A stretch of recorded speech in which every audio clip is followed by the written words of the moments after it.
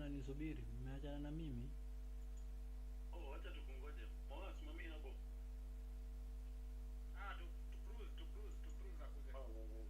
The part that your mother might have played in it. I mean, do you see, is she sort of enabling his behaviour or just sort of denying that there's an issue with his behaviour, or did you feel that the abuse came from her too? Because it's just interesting that you've cut them both off. Yes, so I was a young carer, so my mother's from the age of 4 years old, and she is extremely psychologically and emotionally abusive, very manipulative. You know, I spent nearly all my life, you know, listening to these. She would just punish me as much as she could emotionally and psychologically, and really kind of go for my vulnerabilities and threaten all sorts of behaviours and not stop anything that my father perpetrated in the house as well. My mother has had, you know, she has unaddressed mental health issues which she refuses to address because she doesn't recognise them, and it's just been foisted onto me and my brother, and it's really kind of crushed us psychologically. Charlotte, I thank you for sharing your story. I know just hearing these things can be helpful, can make other people feel seen and so on, and I hope you have, continue to have a good relationship with your brother. Thank you for calling, Charlotte. Maggie is another new caller in Birmingham. Hi, Maggie. What would you like to say? Hello, Matt. Hi there, Claire. Good evening. I'm estranged from my son for nearly 6 years. Oh, I'm so sorry. He was living in my house with the family, his wife and his daughter. He had a bump with the wife. He went to therapy, and then it all went downhill for me, you know. He just, I feel I'm the bad person. So he went to therapy, and are you suggesting that what he was covering up himself? Yeah. Right. Yeah. Is there anything that in retrospect you think about, you know, when he was younger, when you were parenting him, that you think, oh, you know, I should put my hands up to something I didn't do well enough? No, I really don't feel that at all, actually, and I wish I could just find something. He was dyslexic in the state system, and being left outside the classroom all day. I took him out of the state system, I put him into the private system, I paid for his education. From primary school to until he left school. Right. So you feel that he was in the private system. Right. Maybe he felt I just sent him away, but I did it for a good reason. Oh, you mean he was at a boarding school? He boarded, yes, from 11. Not young, really. Well, it was 11, yes. And does he specify that as something that has hurt him long term? He's never ever said that to me, although it came out one day, oh, I didn't like it there because the food wasn't good and this and that. Oh, I thought, what is all this now? Because at the time, he was fine, absolutely fine, and he achieved. He really achieved, and he was quite happy, really. He was very happy. Well, Maggie, I hope you can be reunited with your son in some sense, and that with time these things will heal and things can change and so on. I really do feel for you, Maggie. It must be a horrible situation to be in. Thank you for calling. We are going to go to Wayne in Boston now. Hi, Wayne. I'm my favourite presenter. Oh. How are you doing? I was going to say my favourite caller, but I can't really say that on air. But you are, Wayne. Nobody heard you. But the story I want to tell you is quite remarkable, and I try to keep it short because I know the time. Me and my cousin, his name was Rolly Holland, and we spent 10 years solidly together like brothers. And I regarded him as a brother. So what happened was we fell out over a tea bag.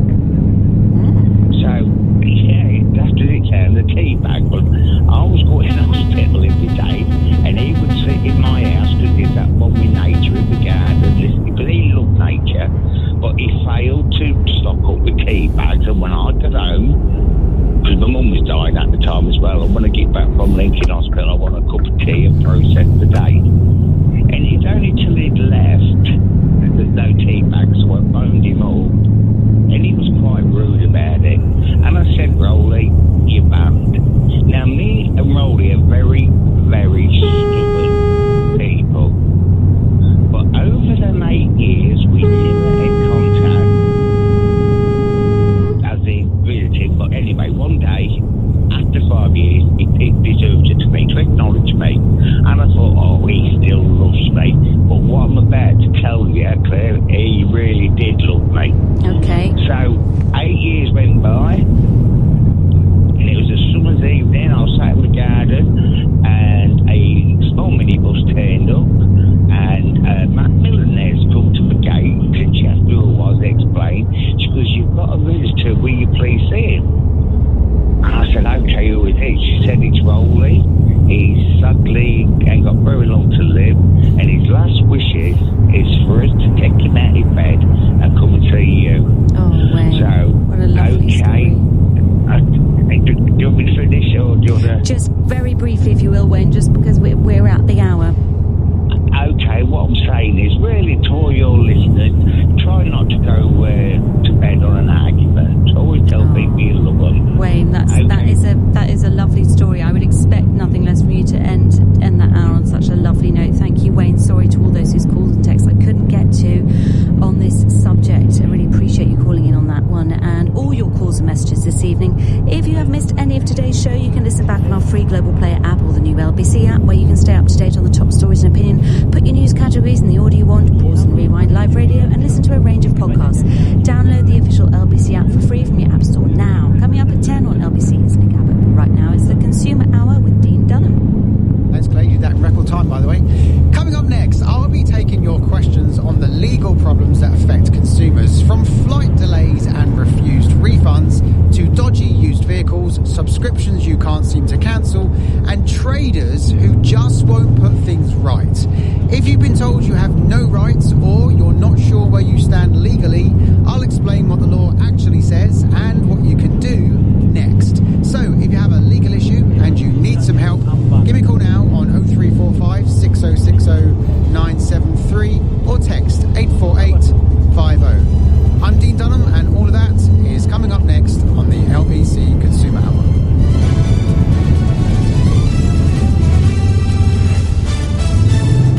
On your radio, on the LBC app, and Play LBC. leading Britain's conversation. This is LBC. From Global's newsroom, the Prime Minister has told Donald Trump it is wrong to impose tariffs on allies after announcing new levies related to Greenland. Sir Keir Starmer's been speaking to the US leader after calls with his Danish counterpart, NATO Secretary General, and the President of the European Commission. President Trump says the tariffs for 8 European countries will begin next month if they fail to support his push to acquire Greenland from Denmark. But the Professor of International Politics, Scott Lucas, has been telling LBC the US leader is now facing two new problems. Even if you apply tariffs, people in Greenland aren't going to say, oh, that's it, we want to be the 51st state. And then I think fundamentally, Trump has a split within the Republican Party on this.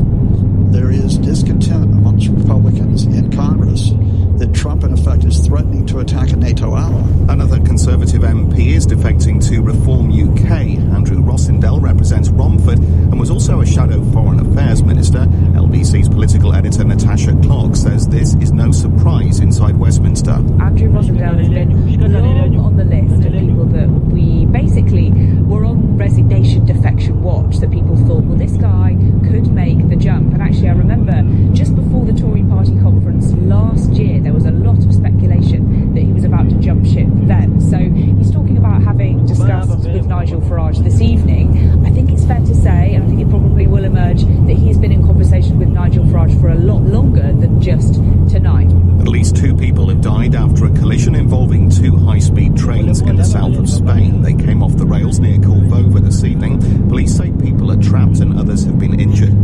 The president of Iran has warned any aggression against the country's supreme leader would be tantamount to all-out war. He's made the comments through social media. An Iranian official is now claiming at least 5,000 people have died as a result of anti-government demonstrations. And a man's being held on the any suspicion of murder after the death of a woman in Norfolk. Police say she was in her 40s and was found at Thorpe St Andrew on Saturday night.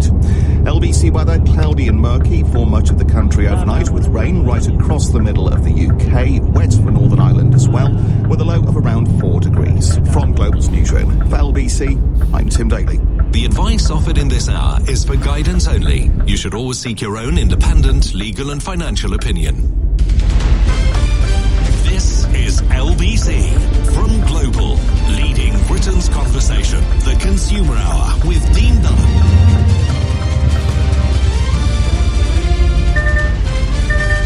Good evening, everyone. It's 9:04 p.m. Sunday, the 18th of January.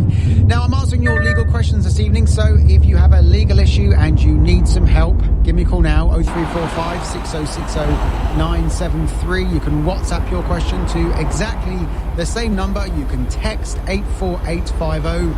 You can go to X and send your question or post your question to @LBC or to me direct @Dean Dunham. Before I go to your calls, just before coming on air, I've seen something really, really good, and I've got to tell you about it, because you know I like talking about scams. I like talking about scams because it's the only way we are going to stop scams, i.e. spread the word, spread the message, tell everyone, make them aware of the scams that are doing the rounds. But I also, whenever I see something that is scam busting, I do like to highlight that as well, i.e. tools to combat scams.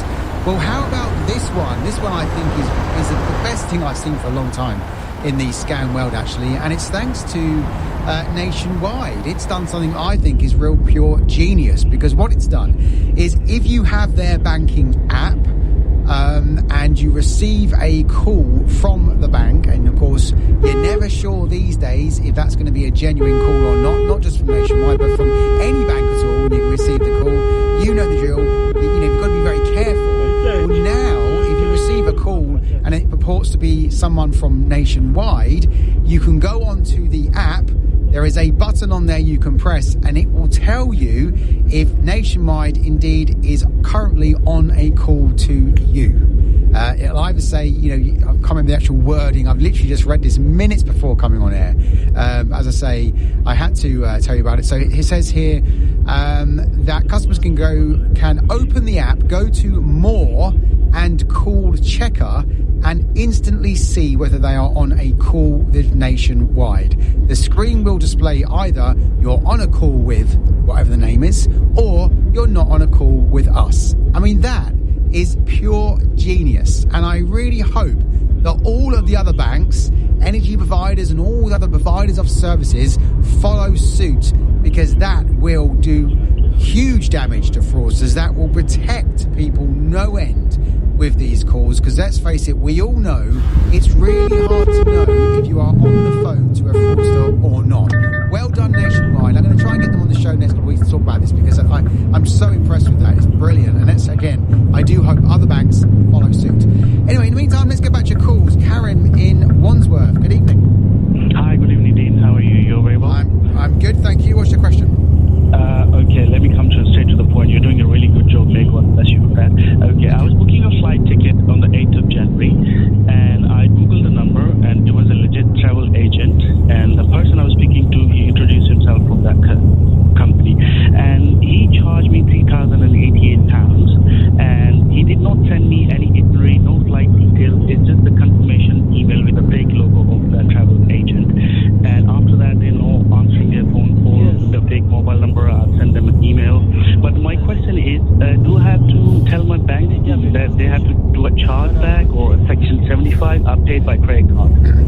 Okay, so you can do either. If this was in the last 120 days, I would go straight to your car provider and tell them the story you've just told me, and say, basically, breach contract because basically the wall's been pulled over my eyes. Money should not have come off my card. Therefore, can I make a chargeback to claim that money back?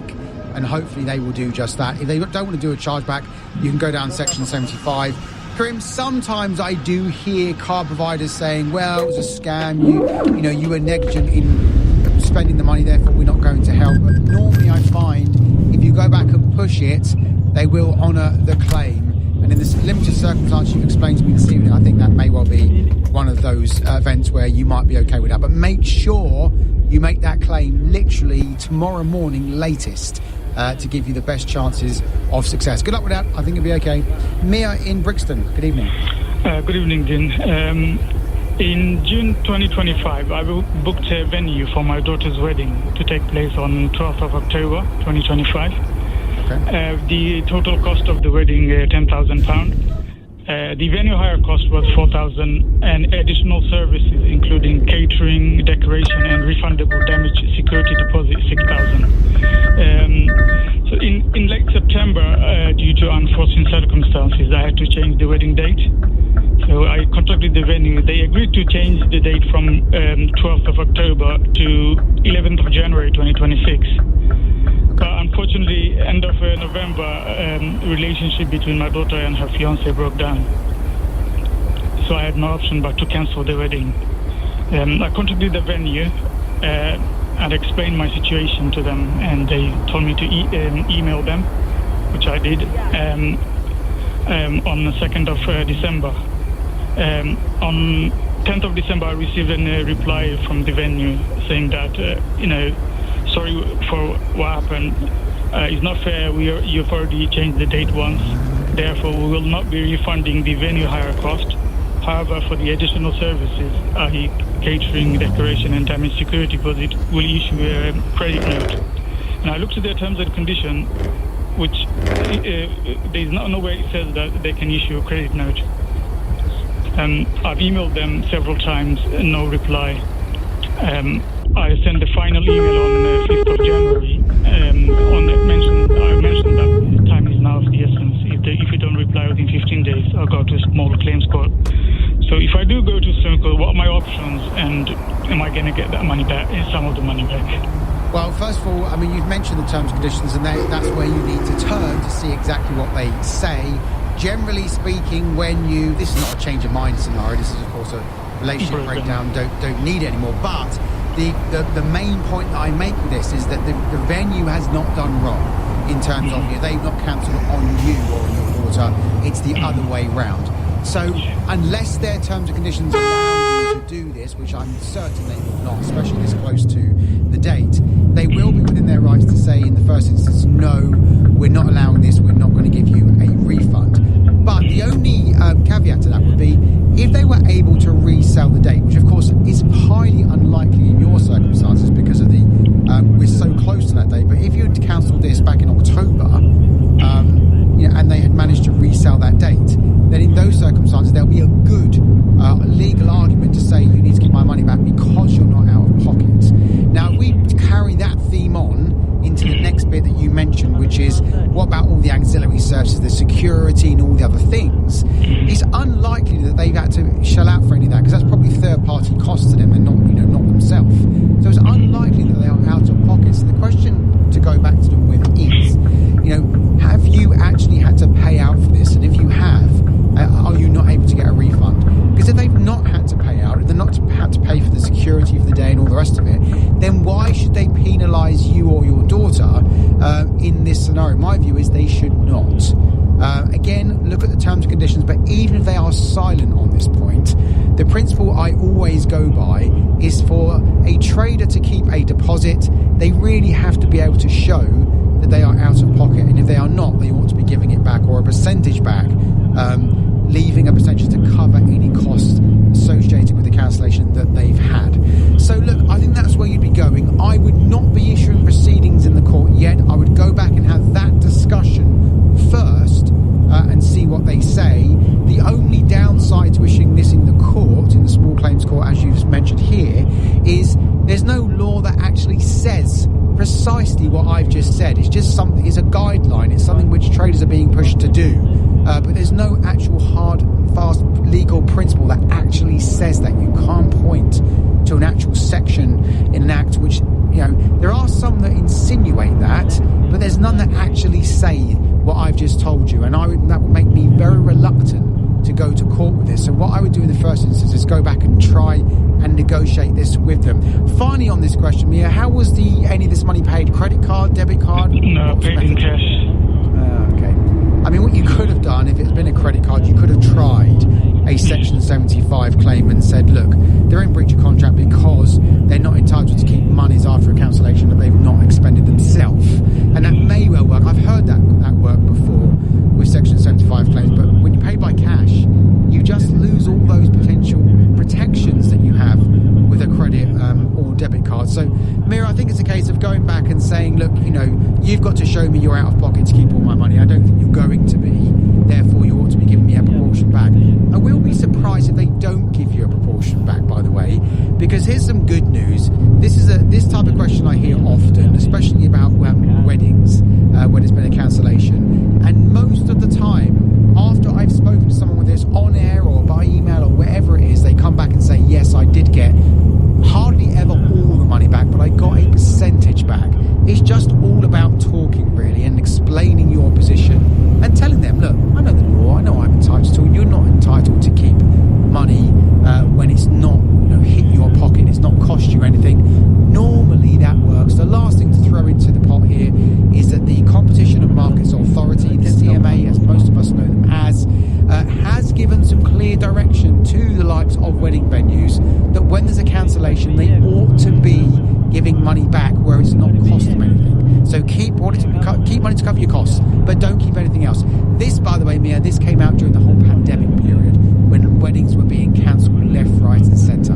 So you may want to cite to them the CMA and all the other things that I've said. And if you go online, by the way, and put in CMA, cancelled weddings and so forth, you'll find that online, so you can throw that directly at them.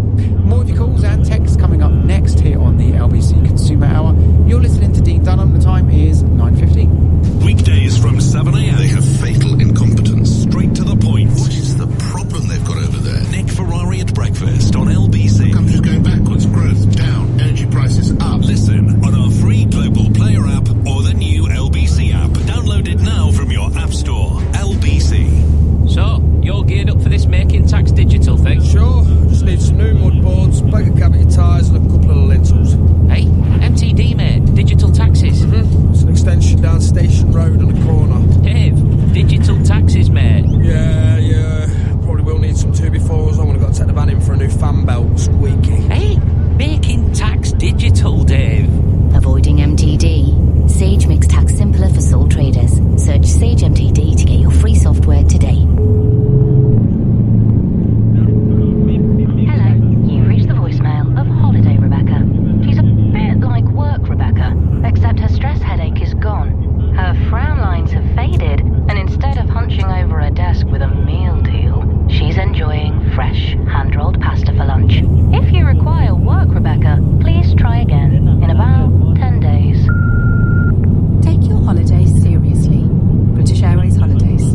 At all protected. The Consumer Hour on LBC. Call 0345 6060 973.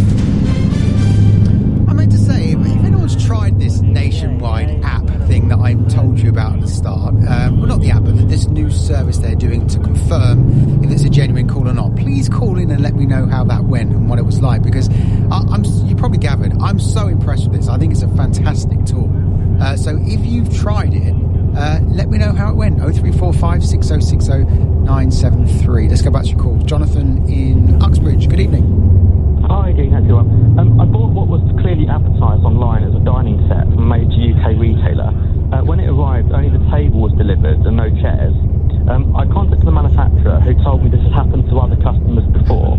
And the retailer claims I made the mistake and is only offering a return for refund. However, I've got the original email that clearly shows it was a set. And the product page on the website has now been changed to just a table. And I guess my question is, they're offering a refund, but my question is, on the consumer law, can I push for compensation or a price adjustment or a credit? Because they're now more expensive than they were when I was going to buy them in the sale a few weeks ago. Well, let's look at a few points for this. First of all, whenever a retailer says, you as the consumer made a mistake, of course they're doing that to protect themselves because they don't want you to say that they breached consumer laws. But a mistake will only be a mistake if the average consumer would not have fallen down the same hole. So here, they've confirmed to you that other consumers have made the same, what they call, mistake, which in my eyes means it wasn't a mistake, it was something which was misleading.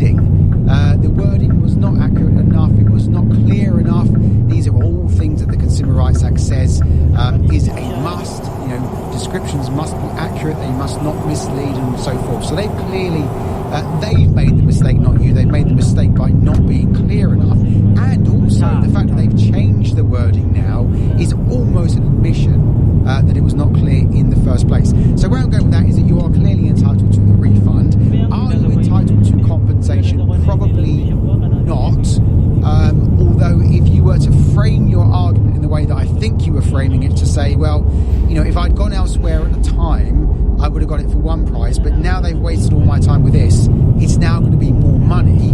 That could be a claim, because we could say this was a breach of contract, and under English law, the remedy for breach of contract is to put you back in the position you would have been in had the breach not occurred. So that would have meant you would not have been spending more money. So technically, you could claim compensation for the difference. I certainly would throw that claim at them direct, Jonathan, and see what they say. You can cite everything I just said, English law, what the remedy for breach of contract is, and all those things I've just said. But what I wouldn't do, if they come back and say no, is I probably wouldn't trot off to court with it. I mean, how much are we talking? How much more are you going to have to spend now that you didn't have to spend before? It's probably about another 600 quid. That was quite a lot, actually. That's not. Yeah, I didn't think you were going to say when that. It was on. It was at a good price, and obviously that's why I bought it. But obviously I'm in a position now where I do want the table, but I've got something that I've got half of what I expected to receive. Yeah. So what you could do as well, you could go down a different route with this. You could go back to them and say, you mentioned the price reduction. You could say that there's been a breach here. There's a breach of the Consumer Rights Act, which means it's a breach of contract because you did not describe this accurately. I will keep the table if you give me the remedy of a price reduction, which will allow me to then go off and buy other chairs, and I'm not going to be so out of pocket. You can try that route as well. Some retailers will say, actually, let's give Jonathan a price reduction because it saves us the hassle of bringing this back to us, because they will have to pay for the return of this furniture, and it's, of course, it's all an aggravation, and also they'll have an unhappy customer in you. So you will find that there'll be many retailers will come back and say, okay, we'll do that. Question, what will the price reduction be? Unfortunately, the Consumer Rights Act does not help us ever when it comes to how much a price reduction should be or what compensation should be payable and so forth. It's a case-by-case basis. But your starting point, of course, is going to be, well, look, I think I'm £600 out of pocket here because all the reasons you just explained to me. Jonathan, how much was the table, by the way? The table was $599, but with the chairs, it should be about 1,200 quid. So it's about the same amount. I mean, the question I guess is, should we be screenshotting website pages when we place orders? Because obviously, if they're coming back to me now saying we never advertise it as that, but I've got the confirmation that clearly says it. But when I go to the web page, obviously they've updated it now, so you can't see it anymore. Yeah, I mean, it's really sad that we do have to do that. I mean, I've said things like this in the past, and people have said that's a bit over the top, isn't it? Well, Jonathan, your example there is a good example of why it's not over the top, actually, because so my answer to your question has to be yes. If you can be bothered to do that, it's always going to give you some protection. I will just tell you this: there is you can go online and Google website time machine, and you can find previous versions of lots of different websites. So it may well be that even though they've changed it, the image is still there on the internet to be seen, and there are websites that can point that to you so you can see it. So just because they've changed it may not have hidden the evidence totally, but you asked me, should I screenshot when I buy things? Yeah, maybe you should, because it's good evidence if something goes wrong, and retailers are renowned for changing things around if they realise they've stepped a foot wrong here and therefore start denying it and get amnesia. So maybe that's a good way to go. Jacob in Barnet, good evening. Good evening, Dean. I love your show and I listen to it every week. Thank you. All right. I've got a bank account in a bank in Jersey, and a few weeks ago I got a call that you're going to get an email that someone's logged into your account. Don't worry, it's just us because we have to move your money. Kind of the classic sort of scam thing. So I resolved that I won't give any code out if they ask for it, but they didn't ask for any code. And the next day, the bank actually called me and told me that £80,000 had been transferred out of the account. Wow, how have they done that? I'm not really sure. The bank aren't really telling me a lot of details because they did come back with their investigation and say that they will not be refunding it or going to get back to me.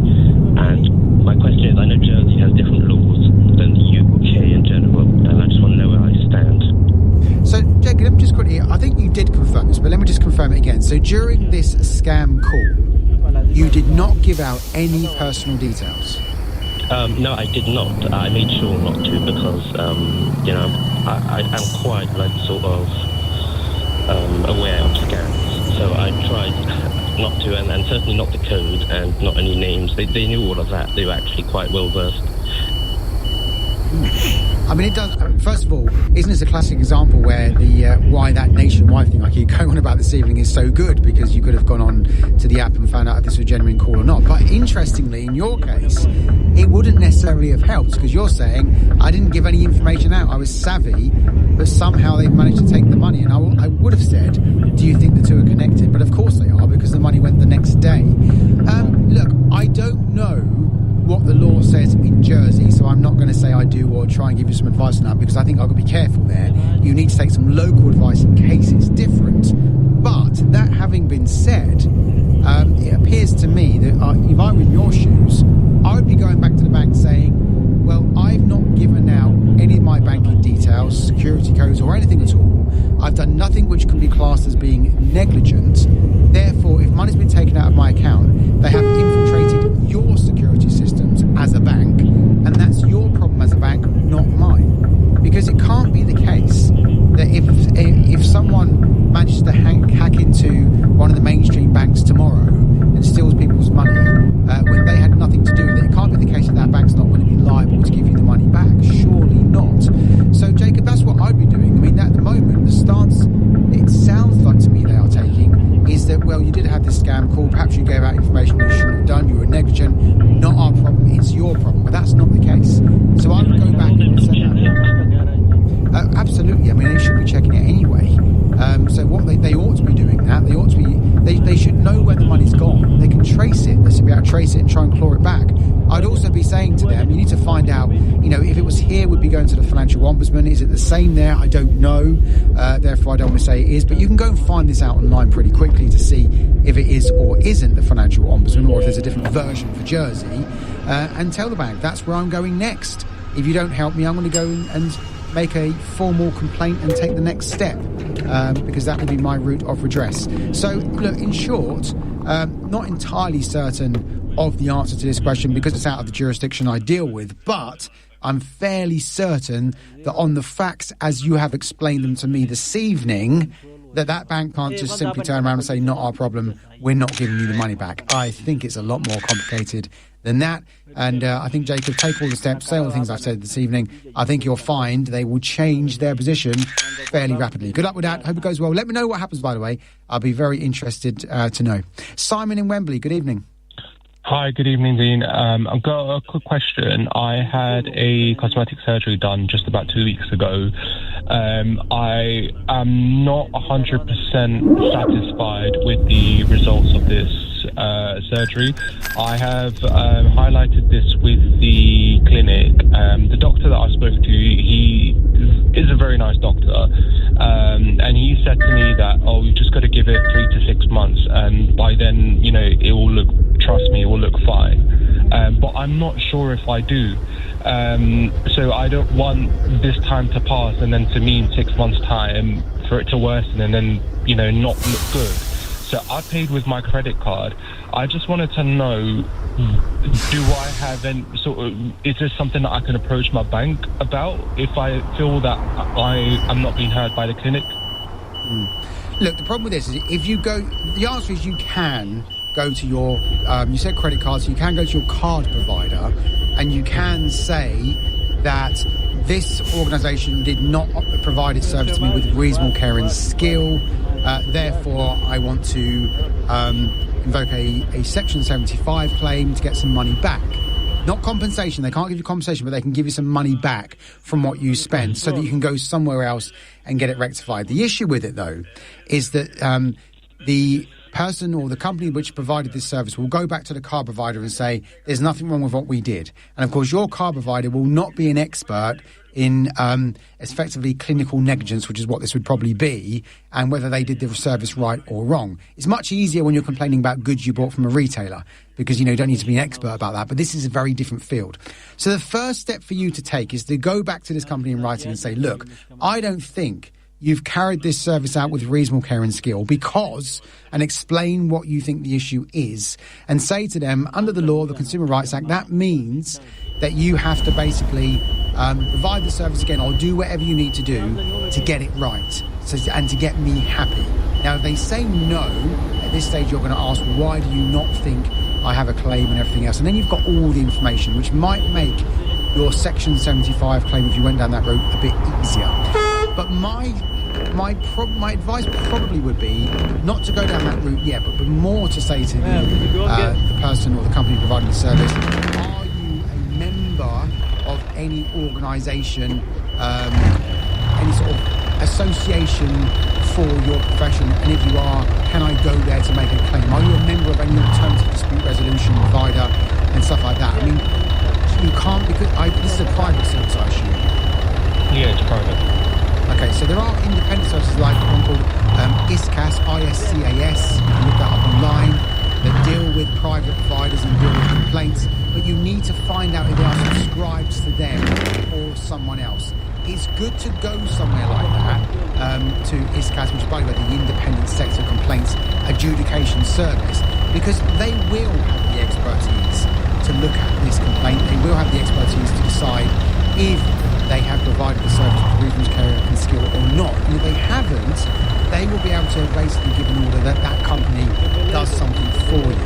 And only if that doesn't work would I go along to my car provider and make the Section 75 claim. I don't normally make the Section 75 claim the last resort, but I do when it's a very specialised complaint like this one, because there's other places which are going to be much better equipped to deal with your complaint. And if history tells me anything, it's that where it's a little bit complex, the subject matter, card providers like just to say no to Section 75 claims, which is why it's better to go down the journey, go down the route that I've explained first before you go anywhere. Go back to them and say, can I have a deadlock letter, which is a letter setting out their final position, and that ought to set out all the routes where you can go next, or perhaps have a look on their website as well under the complaints section. All of these things are mandatory for them to tell you, and it'll give you a good idea where you can take your complaint next. But please make sure you do go down that procedure they've mentioned, because it's definitely the best thing to do in this type of scenario. More of your calls and texts coming up next here on the LBC Consumer Hour. You're listening to Dean Dunham. The time is 9:31, and here's your news headlines with Tim Daly. The Prime Minister has told Donald Trump it's wrong to impose tariffs on allies after announcing new levies related to Greenland. Sir Keir Starmer's been speaking to the US leader after calls with his Danish counterpart, NATO Secretary-General and the President of the European Commission. Nigel Farage is calling the latest Conservative MP to defect to Reform UK a great patriot. Andrew Rossendale was a shadow Foreign Affairs Minister and has represented Romford since 2001. And police in Northern Ireland have charged a man with the murder of a 43-year-old in County Londonderry. Wayne Reid was found dead last week. LBC weather, cloudy and murky for much of the country overnight, with rain right across the middle of the UK. Wet for Northern Ireland as well, and lows of around 4 degrees. LBC. There's one green bottle sat on my fridge shelf. This green and white bottle that supports my gut health. Beautiful by nature, beautiful by name. It's the tastiest way to up my gut health game. Beautiful Gut Health. Upgrade your yogurt to the UK's #1 kefir and reset your gut health with Beautiful. Kefir is a source of calcium which contributes to the normal function of digestive enzymes. For verification of UK's #1 kefir, see beautifulguthealth.com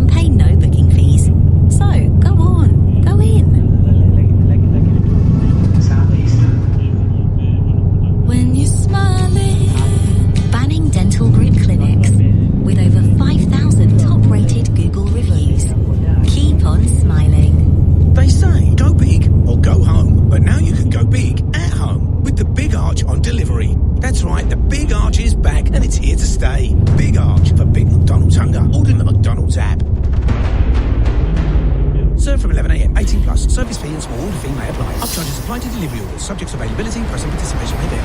The Consumer Hour with Dean Dunham on LBC. Call 0345 6060 973.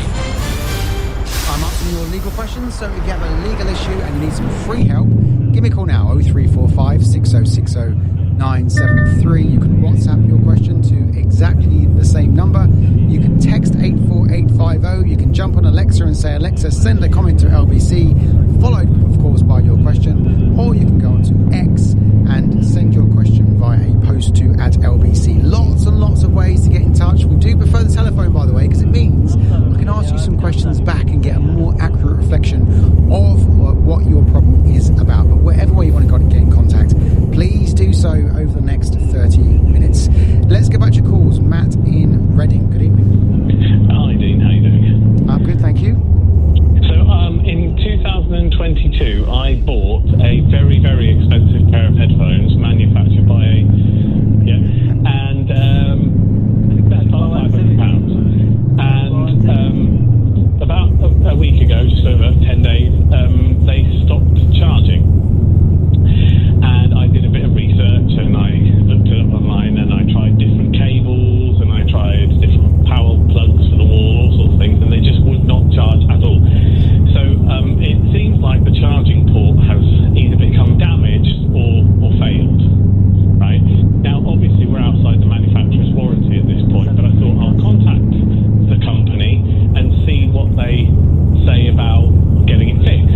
They said that version of those headphones cannot be fixed. They are like a unibody.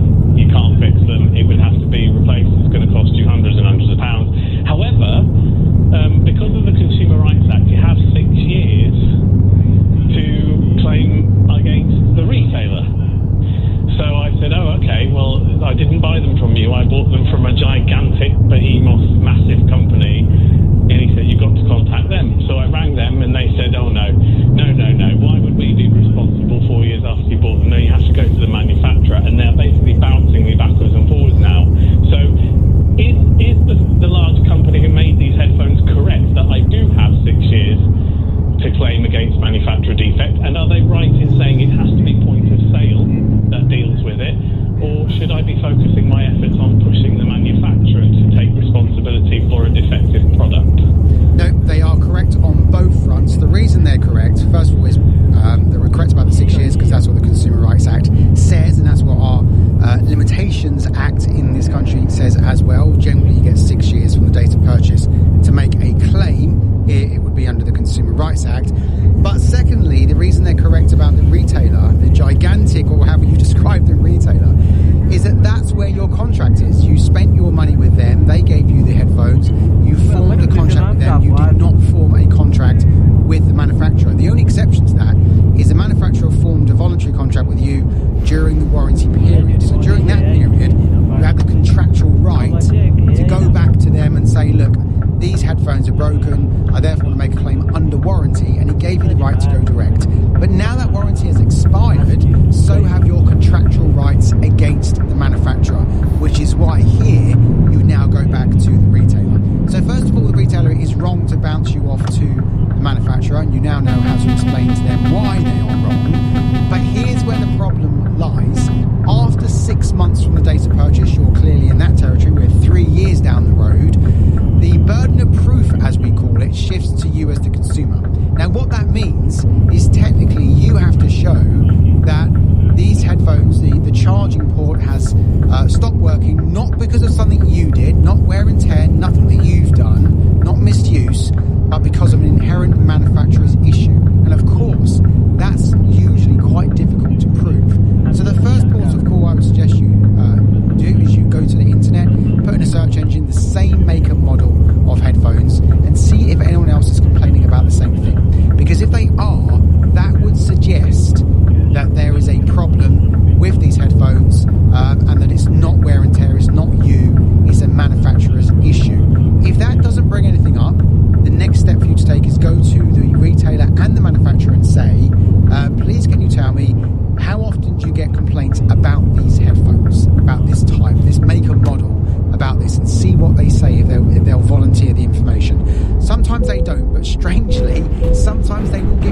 answer to this. They'll come back and they'll tell you the answer to it. And again, it could be good evidence. Lastly, Matt, some retailers will say, well, send them back in and we'll have a look at them, and they'll do the investigation for you.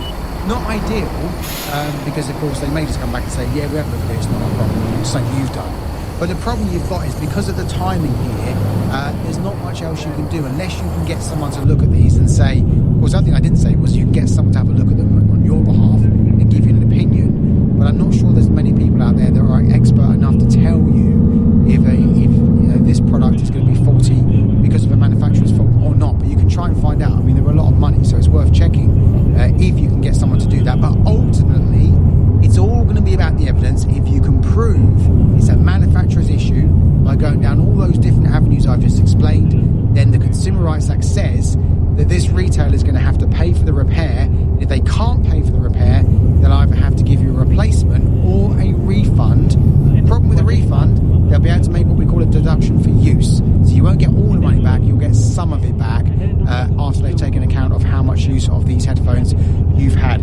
One last thing I want to say about this, a tip I normally give people here, go back and ask the retailer, how long should these headphones last? How long should the charging station last? And see what they say, because if they come back and say, well, it should last like 10 years, then you can come back to them and say, well, they haven't lasted 10 years, it's only lasted 3.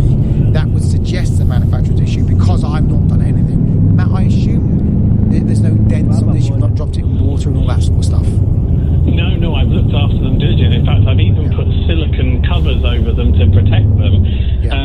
So just to clarify, if, for example, because the retailer, the manufacturer does have its own expert bar that can look at things. If they looked at it and said, looks like the charging port inside the prongs are buckled, could the retailer argue that's wear and tear from unplugging and plugging back in? Well, they certainly could, but what you would go back and say is, well, in that case, that would suggest that these were not durable enough, because of course people are going to plug them in and out to charge them all the time, and they ought to stand the test of time. They ought to last longer. That's why I suggested you ask that question, how long should they last? If they come back and say, well, they should last 3 years, then it's going to be difficult. But if they come back and say it's going to be 5 or 10 years, then it's going to be the argument's going to be easier. Matt, how'd you pay for these, by the way? I would have been paid with a card through the massive, gigantic shop. Okay, well that's another route you could take, as in making a Section 75 claim if it was a credit card. If it was a debit card, it's too late. Credit card, it's not. You can make a Section 75 claim where you'll be saying breach of contract because these headphones are not fit for purpose and not of satisfactory quality, because they now do not work and it's not my fault. I've tried to get a remedy, I've been denied. That's a breach of contract, therefore I want my money back. Retailer will argue it. They'll go back and say no evidence it's not wear and tear, no evidence that you've not misused them. And this is why I'm suggesting you go down this route first and ask these questions and see what they say and do a bit of research. Look, this sort of claim after 6 months, perhaps after a year, is fairly easy, but as you start getting past that period, it becomes more and more difficult, because it becomes more difficult to prove that it's not something you've done, it's not wear and tear, and so forth. But that's why you've got to do more investigation before you go in and make your claim. And that's what I suggest that you do here, Matt. Hopefully you'll dig something up. You may well find online that people say, I'm having the same problem with this. That will be golden evidence. That'll be your ace card if you can find it. Jay in Willesden, good evening. Hi Dave, thanks for taking my call. Possibly a bit of overlap with your caller just a moment ago. So in a nutshell, I know you'd like us to be brief. Bought a house last year, which is a relatively new build. It was built about 4 years ago, and the kitchen came fully kitted out with all the appliances, including the hob. Now this hob, believe it or not, is worth over £3,000. I've checked it online, it retails at over £3,000. And it's been temperamental, working on off for the last 12 months or so that we've had the house bought. We bought it a year ago, although it was built 4 years ago, the hob installed 4 years ago. So we didn't buy the hob, so I don't know if we've got a leg to stand on. It was interesting to hear you say to the previous caller, like, how long is it meant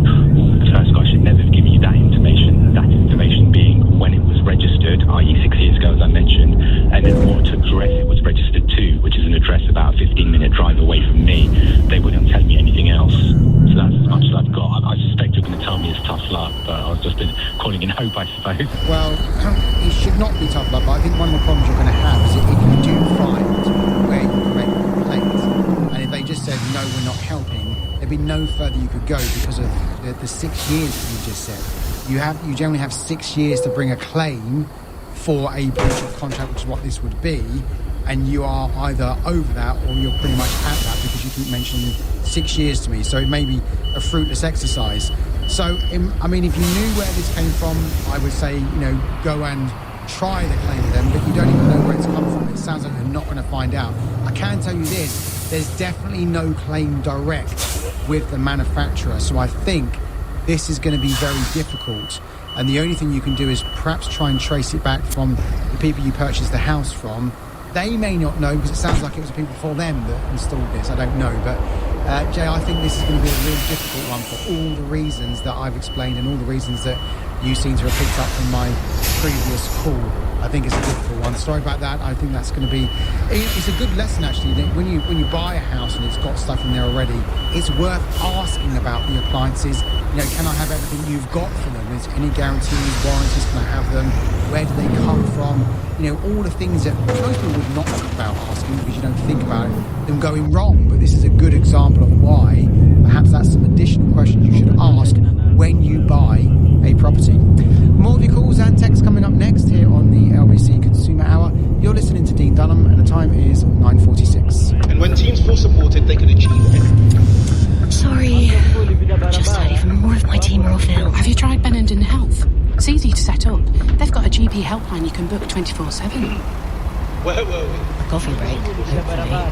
Press play on your people's health with a wide range of healthcare services for less than £16 per employee per month. Search Benenden for business. Fee review periodically. T's and C's apply. Qualifying periods apply for some services. UK only. Visit benenden.co.uk. Big Motoring World are big on value. But what does that mean for you? Well, we price check our cars every day, so we can give you the best price.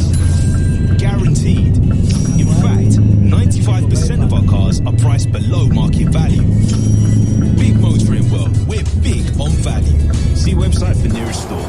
Visit bigmotoringworld.co.uk or one of our stores for our price promise and terms and conditions.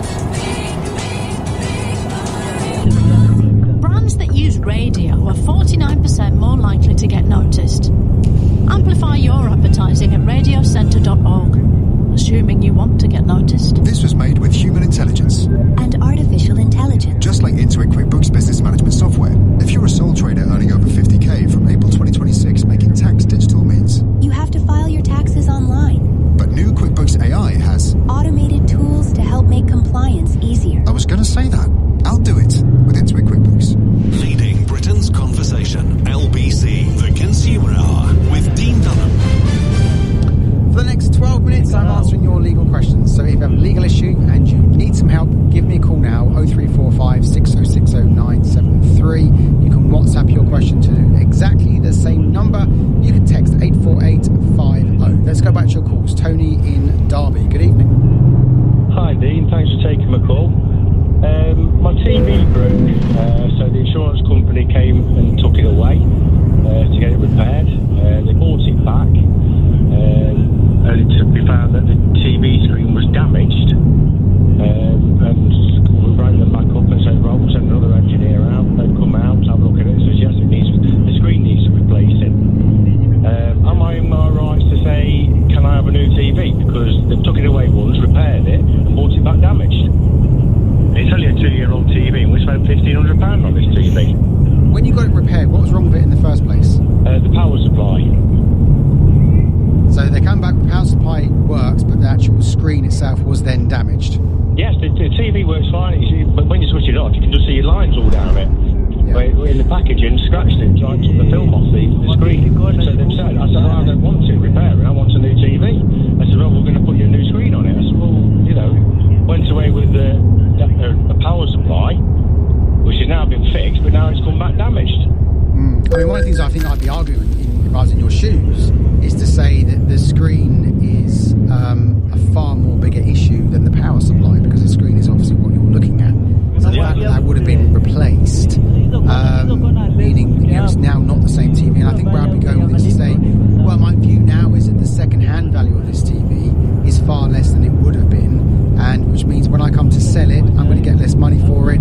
So either you need to give me some money to compensate me for that, or give me a new TV. So Tony, where I'm going with this is if you start going down that road, you want to become that customer where they just think, just give him a new TV. That's what you want to do, because ultimately, if I give you the perfected legal answer to this, I'll have to say, well, go and have a look at the terms and conditions under your insurance policy and see what it says in this scenario. It probably won't say anything about this particular scenario, but it will talk about what their obligations are when you make a claim. That'll be the starting point. Then I'll be sort of interpreting how this issue fits in with their terms and so on.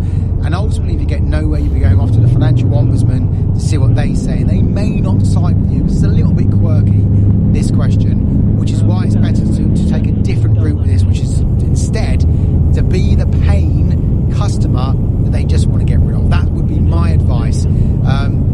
I think you ought to be entitled to a new TV in the situation you find yourself in, or at least to have some compensation for the fact that the second-hand value of the TV is now diminished. It must be because of this second issue that they've now created themselves. So I think if you go down that road, I think you'll find they'll do something. If you cite it in the way that I've said, I think you'll find they will do something. If they, in the first instance, say no, escalate it internally, and I think you'll find they probably will. And by the way, Tony, I'd love to hear what happens next with this. I'm sure there's other people listening who have had something similar, especially with insurance companies. They do like to say no, but in my experience, when you go back and say, I'm not accepting no as an answer, and I'm going to carry on arguing, often they do back down. And I think that's what's going to happen in your case. Dean in Swansea, good evening. Good evening, Dean. On Wednesday, the 14th of January, at exactly midday, I made a £900 payment to my credit card provider through the app. I went through the app. I'd done everything that was asked of me. The £900 was taken from my account to my credit. My £900 went from my bank account over to basically the credit card provider. 48 hours later, that money has not arrived. I've had an email from my credit card provider saying thank you for the £900 payment, but this money has not arrived. I've been onto my bank. They've got an investigation ongoing because I asked them to do it, but nothing is. So Dean, when you say it's not arrived, do you mean it's not arrived, or do you mean it's not showing up in your account? The reason I'm asking you that is because did they not say to you, thank you for the payment? I had an email from the company, my credit, saying thank you for the pending payment, and then basically, as I spoke to them on close of business on Friday, the money has not arrived. Okay. I've been given a faster payment identification by my normal bank that sent the money. I've given that now to the credit card company, and they're still saying that we don't know nothing about it, and I'm not happy with this. It's £900. Well, I'm not surprised you're not happy with it. I mean, it's strange that they said thank you for the payment, because that would suggest that they've seen it in the system. Even if it's pending, they've seen it in the system. Now, the fact that they saw it pending and now say it didn't arrive, have you checked that it's not bounced back? Because when money bounces back... It's not bounced back. They told me if it bounces back, you'll come under NFT disbursement. It's not happened. Okay, because I was going to say, sometimes when money bounces back, it doesn't always automatically show up in your account.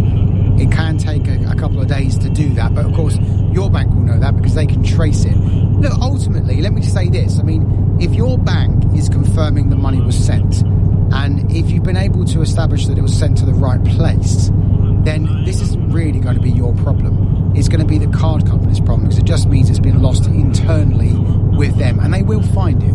Because transactions like this are easy to trace, even if sometimes it takes a day or two to do it. They will be able to trace it, and ultimately, if they could not trace it and said to you, well, we're not going to give you the credit.